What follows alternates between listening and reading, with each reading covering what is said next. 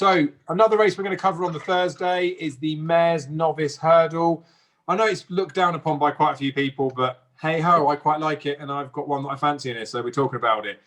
There was a race that was run today that basically just proves that Delvino wasn't anywhere near good enough to be mentioned for a Mares Novice, but I knew she was getting banded about.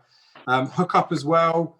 There was one that was banded about. She ran last year, so she was a second season novice going this year. She was entitled to win like she did the first time up, gets beat. So at least that noise has been calmed down a little bit now.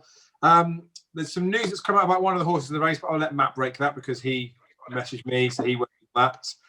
The one that I really fancy in this, and like I don't really think in the armour, we're going to find out more in the Solarina Novice Hurdle. That's at the end of this month. The one that won today, I can't remember how to say the name, Royal Kahala. Royal Kahala. That's it. So they're going to go up against Gal Louise, which is the one that I really fancy in the Solarina probably, and then we'll find out more from there. But this Gal Louise, right, look, we used to joke, didn't we, when the Mares Novice Hurdle started, it needs to be trained by William Mullins and it needs to start with a letter L when he had Limini, Let's Dance, Lorena going and doing it.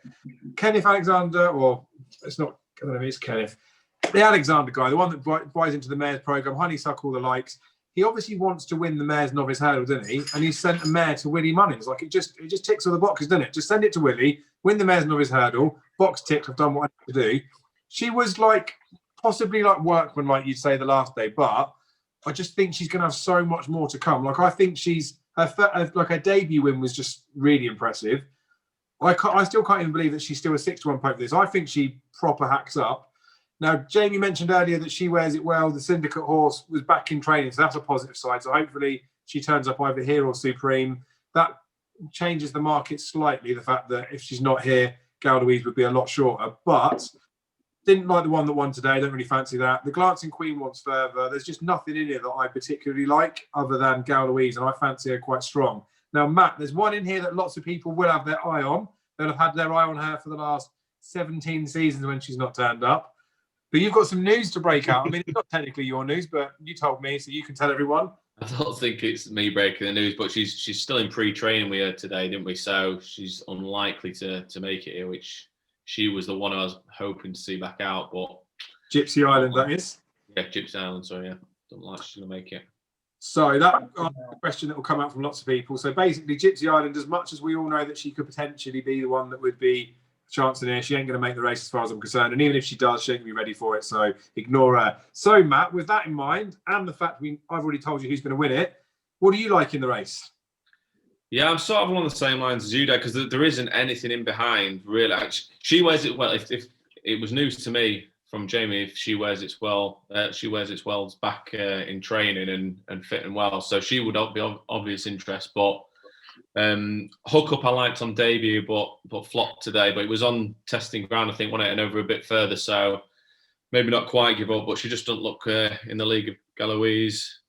Yeah, she wears it well. Be the one I'd probably be siding with if she's back in training, mate. But no real strong opinion on this one. So, Jamie, I know you would have looked at this more than Darryl would have done. What do you think of the Mares Novice Hurdle? Is there anything that you're keen on? I hope she wears it well. It goes for the Supreme Day, to be honest with you, because I think she has so much speed that this race is, remember, it's 2 miles, 1 and a bit, and it's on the new course. I think it's a stairs race, and you might think I'm absolutely ludicrous now, and because I don't fancy Brave Man's Game. I think the Glancing Queen is a right chance here. I really, really do. Because this race goes to here. She's proven over 2.5 miles on a track. She's run against this Brave Man's Game. I don't fancy him. I'm being hypocritical with the form. Fair enough. She's run against the boys, and she's finished that close to Brave Man's Game. If you look back, Let's Dance run this race, right? Let's Dance ran over 2.5 miles, 3 miles out of it, and then 1 over 2-1. This is a stairs race. No, but just forget about it's 2 miles 1. It's a stairs race. She's ran 2 bumpers, right? She's been 5th in the bumper and then by she was 8 last year in the bumper. And she's won a mile 6, 2 mile mares bumper as well. She knows what it's like around Cheltenham. She's 14th to 1, right? I think she's a cracking bet each way, and she's my selection at the moment. Yeah, I can't disagree that she'll be a cracking selection each way. I like the bumper line of it as well. I was slightly surprised that they stepped her up in trip this season.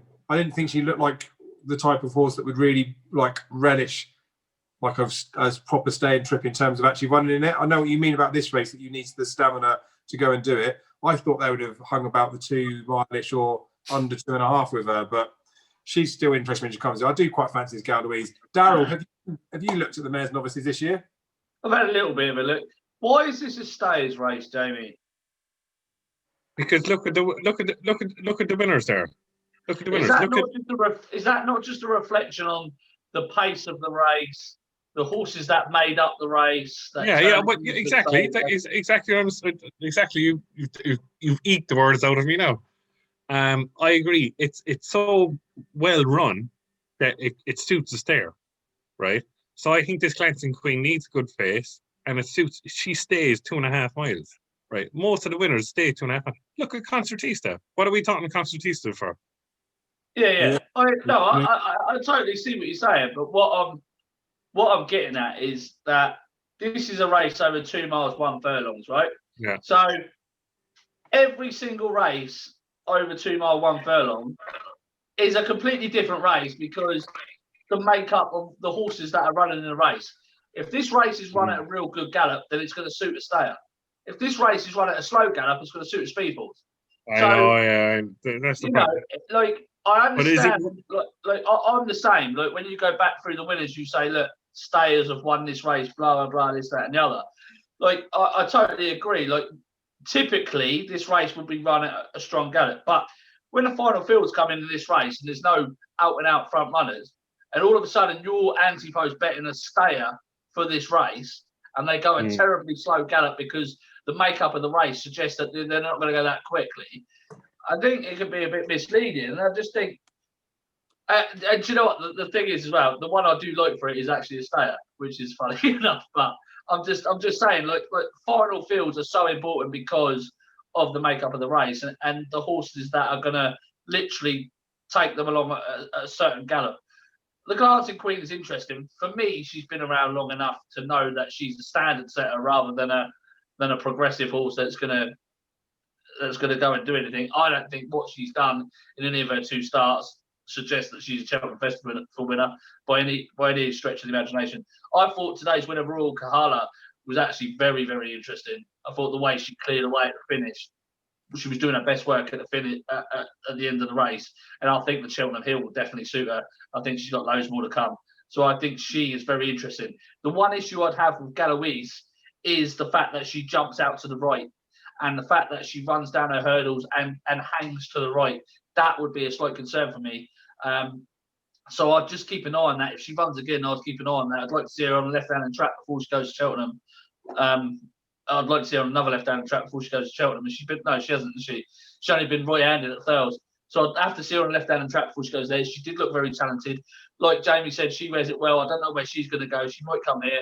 If she does, she'd be very, very interesting. She looks a real nice type. And the fact that they even entered her in the Royal Bond, or thought she was going to go to the Royal Bond, just suggests how highly they think of her. But Royal Kahala for me at 8-1, I think at the moment is a bit of a standout.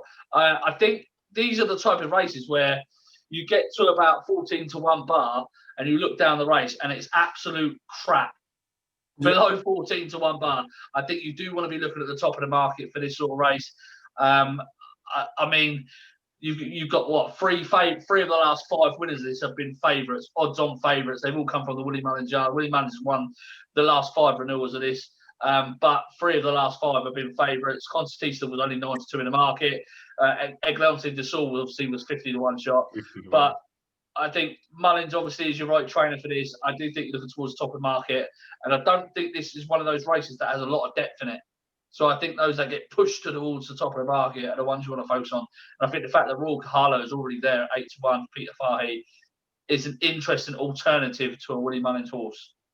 Will Royal Kahala, they're running the Salarine and Mares Novices after hosing up today.